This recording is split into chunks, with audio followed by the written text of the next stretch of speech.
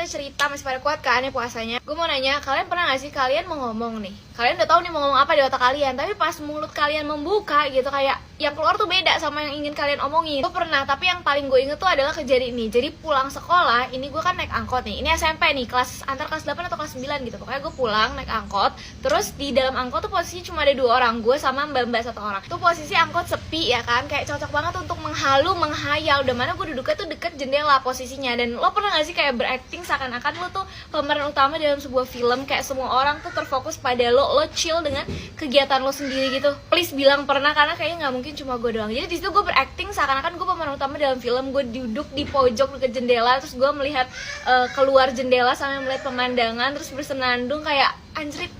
Oke, singkat cerita, pokoknya udah mau nyampe depan gang rumah gue juga udah ngeluarin duit untuk ngasih ke abang-abangnya, dan tangan gue udah begini nih, udah mau bilang kiri bang ya. Nah pas gue udah mau ngomong kiri, ini yang keluar dari mulut gue bukannya kiri, malah apa lo tahu? Assalamualaikum bang. Lo tau gak sih kayak mulut kan kadang suka emang typo gitu kan, mau ngomong apa tapi ngomongnya apa gitu. Tapi kayak dari kiri ke assalamualaikum kan jauh. Kayaknya untungnya tuh cuma mbak-mbak yang samping gue ini yang mendengar gitu, abang-abang supirnya tidak mendengar. Mungkin karena memang kan itu gang rumah gue tuh habis rel kereta dulunya kan sebelum ada flyover, jadi mungkin banyak kendaraan yang lewat, jadi kayak berisik, jadi suara assalamualaikum gue tuh tidak terdengar. Gue kalau kedengaran udah nggak tahu lagi deh. Gue udah berasa bukan mau turun, tapi kayak pengamen yang baru datang gitu, kayak assalamualaikum bapak-bapak, ibu-ibu, mohon maaf mengganggu waktunya sebentar.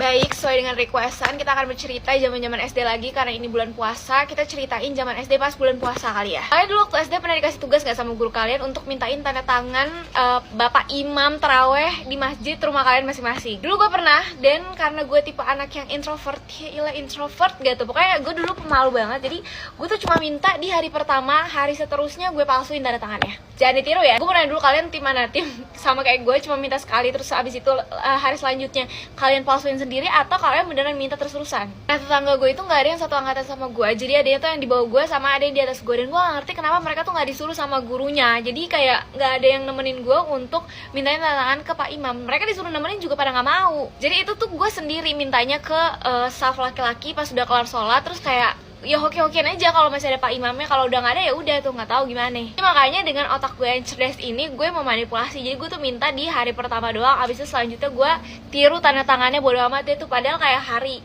kan kadang imam tuh suka ganti-ganti ya, masa nggak terus-terusan satu imam untuk 30 hari full, tapi kayak gue 30 hari full dengan tanda tangan yang sama. Nah, selain faktor introvert itu adalah faktor gue tuh nggak tiap hari terawih. Jadi sebenarnya gue tiap hari, gue pamitnya tuh tiap hari, cuma kadang kalau misalnya gue terawih bareng sama teman gue, itu gue ada ini godain setan gitu. Jadi kayak pas gue nyamper temen gue, terus kayak ini udah mau kena nih, udah mau terawih, terus tiba-tiba temen gue kayak aduh tapi males lagi ya. Terus gue juga emang imannya lemah, jadi kayak ya lagi males, ya udah nggak usah terawih aja, nggak jadi terawih. Kalau gue inget-inget zaman dulu nih pas SD tuh, apalagi kelas 4, kelas 5 itu kayak gue lebih sering kagak terawihnya daripada terawih. Mungkin juga nih ada nggak ya sama kayak gue, kalau pas terawih tuh pasti duduknya safnya di paling belakang, terus bukannya terawih malah ngapain, malah jajan.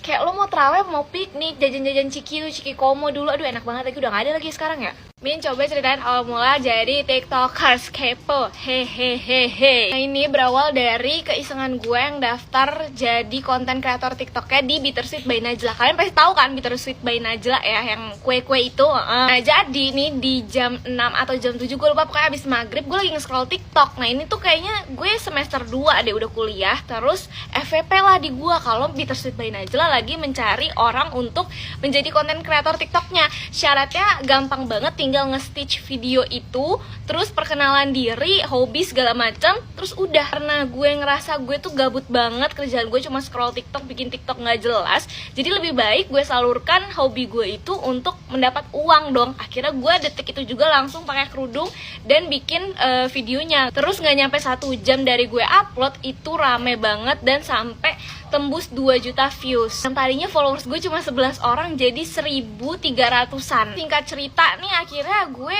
ngerasa sayang banget nih 1.300 followers gue, terus gue nggak nge-upload apapun, nggak bikin konten apapun. Akhirnya gue coba tuh dari mulai ngedance, terus abis itu parodi-parodi, terus lip sync, semuanya sampai gue cerita-cerita. Dan ternyata yang paling booming itu adalah video gue cerita. Terus kayak banyak banget yang minta cerita. Lama-lama jadi konten gue deh, cerita gitu, story of my life. Jadi seperti itu. Jadi itu sekitar bulan Maret 2021 sampai sekarang deh. Kak serius nanya cabut gigi sakit gak ya pas disuntik bius? Jujur enggak, gue tuh nanya juga ke dokternya berkali-kali sebelum gue disuntik bius, kayak dok ini sakit gak ya, dok ini sakitnya kayak gimana, rasanya kayak gimana pas disuntik.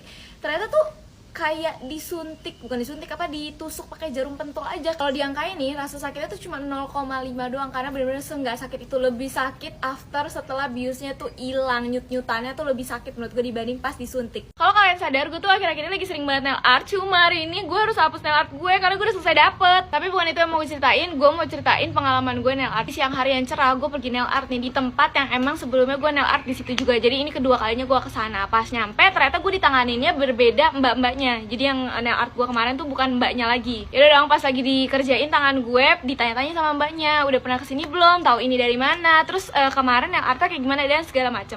Ini lancar-lancar aja nih kita ngobrol, nanya jawab, udah kayak interview. Sampai di mana ada satu pertanyaan mbaknya yang membuat gue nge-lag. Mbaknya nanya ke gue kenapa nail artnya dihapus, padahal kan belum sebulan, pasti masih bagus dong. Di situ gue diem, gue mikir nih mbaknya emang nggak nyadar atau emang cuma mau basa-basi aja nanya ke gue. Kenapa? Karena kan jelas-jelas gue pakai kerudung. Kayak ya kenapa gue hapus, karena gue udah selesai head dong. Untungnya nih mulut masih bisa dikerja sama ya. Tadinya gue udah mau ngucap aja kayak ya saya mau sholat dong mbak, saya udah selesai head, makanya saya hapus. Untungnya mulut ini bisa direm, jadi akhirnya gue cuma ketawa kayak iya mau